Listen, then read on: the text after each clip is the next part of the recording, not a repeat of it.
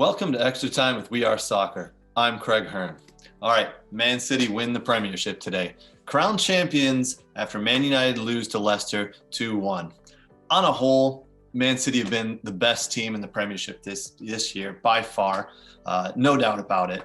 They may have lost twice to Chelsea recently, but that doesn't damper my thoughts that Man City absolutely have been the best team in the Premiership, playing the best football.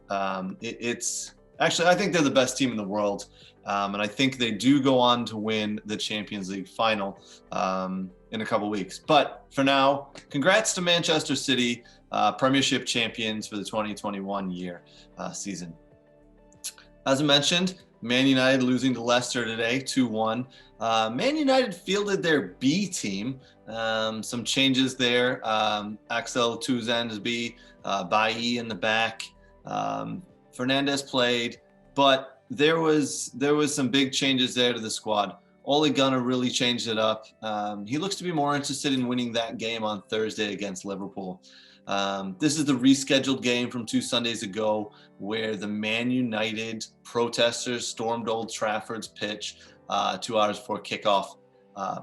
More protests planned for this Thursday.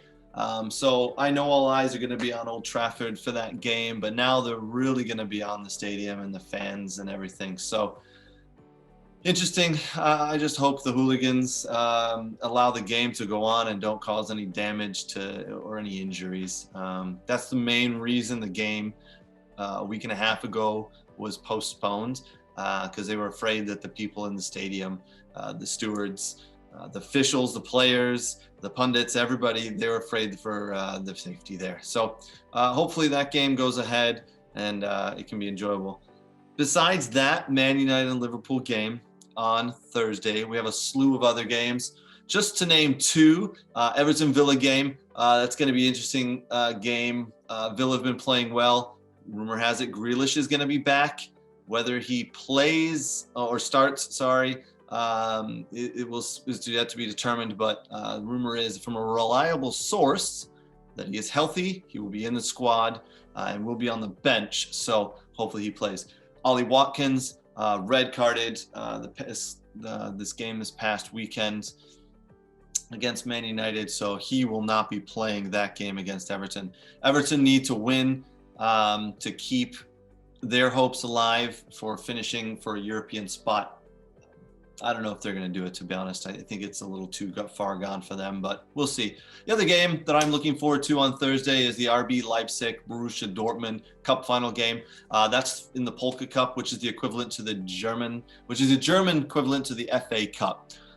So good game there. All 3 games should be fun to watch. Do you think I can convince my wife that we need 3 televisions in one room? Yeah, me neither. Oh well. Some quick news and notes. Cavani has signed the 1-year extension that Man United offered him. So in my eyes, that becomes the first domino to fall of the transfer window.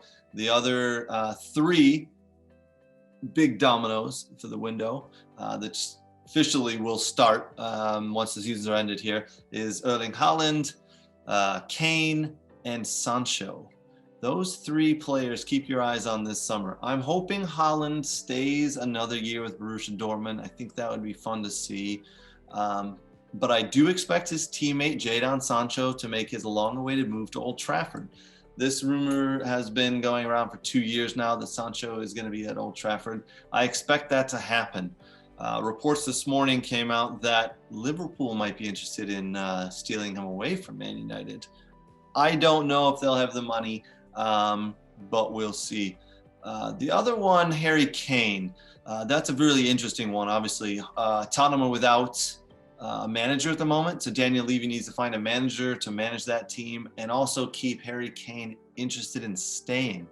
Harry Kane has had some interviews as of late and said he really wants to win some trophies, not only with in England domestically, but also would like to win with England, the national team. So he's hoping he can win the Euros this year, but he's looking for trophies from his club team.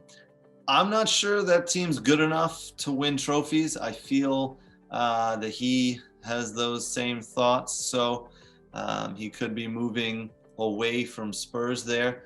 I don't see him moving to either side of Manchester, red or blue. So sorry, City and United. And I surely don't see him moving to Liverpool. Again, I just don't see Liverpool being able to afford him.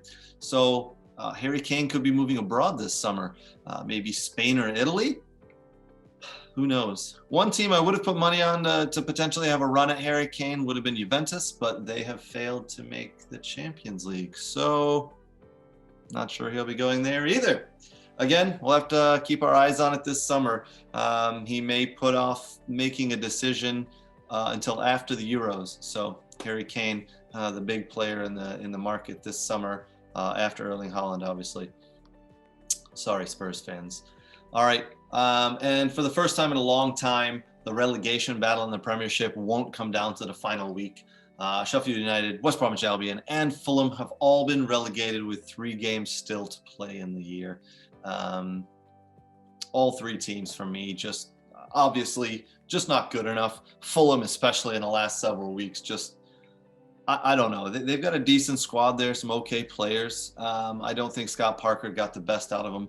I still find it hard to believe that he's being rumored to be in line for the Tottenham job. I don't think he did a good enough job with the players he had. West Bromwich Albion, that's just a terrible, terrible squad. That from the start they were going to be going down there. Sam Allardyce took that team over. I'm not sure why he thought he could change their fortunes, turn those fortunes around, but wasn't even close. Goodbye, West Bromwich Albion, and Sheffield United. That, after the big year they had last year, they just couldn't get it done this year, and then they fired Chris Wilder. Yeah, so not much to say. Goodbye. See you guys in the championship next year. One of those 3 teams, maybe 2 of them will bounce back up the following year. So keep your eyes on that. Championship's always fun to watch throughout the year. Reports are suggesting that Juventus have missed out on the Champions League and are looking to potentially offload American Weston McKennie to a Premiership team. So they definitely missed out on the Champions League and now could be offloading and cashing in on the young American who they only just purchased this a couple of months ago. Interesting, very interesting.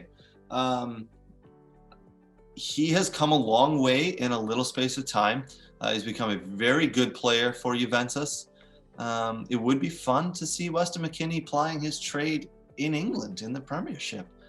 So another potential transfer for us to keep our eyes on there. Interesting.